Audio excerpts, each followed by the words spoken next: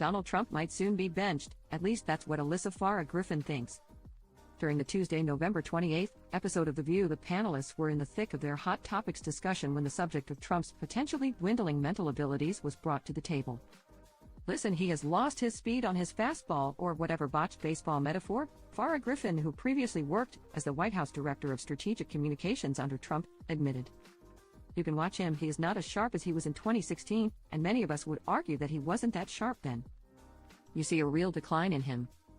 It's a fact you can't get past, she continued before pointing out hypocrisy within Trump's army of fans. Our country is so polarized that Trump supporters see that and they don't think a thing about it. It doesn't really affect them.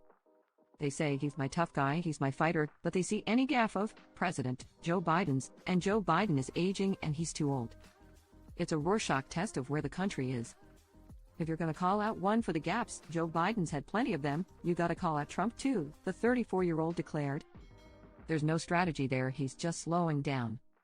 Farah Griffin then noted that Trump, 77, and Biden, 81, are less than 4 years apart in age, causing her co-star Sonny Hostin to chime in, stating one rides a bike and one eats cheeseburgers, in reference to the current and former presidents, respectively. While it was The View's Whoopi Goldberg who sparked the conversation topic in the first place, Hostin quickly directed the chat over to Farah Griffin, claiming she was the expert on all things Trump considering he was her boss. Goldberg had noted the ex-POTUS was a couple of steps slower on the campaign trail after suffering several mental lapses in recent months, including the time he called Sioux City Sioux Falls while visiting the Iowa city recently, as well as referring to former President Barack Obama as Biden's boss. Sarah Haynes gladly jumped at the chance to troll Trump, stating, when we talk about a decline, you'd imply that they knew in the first place.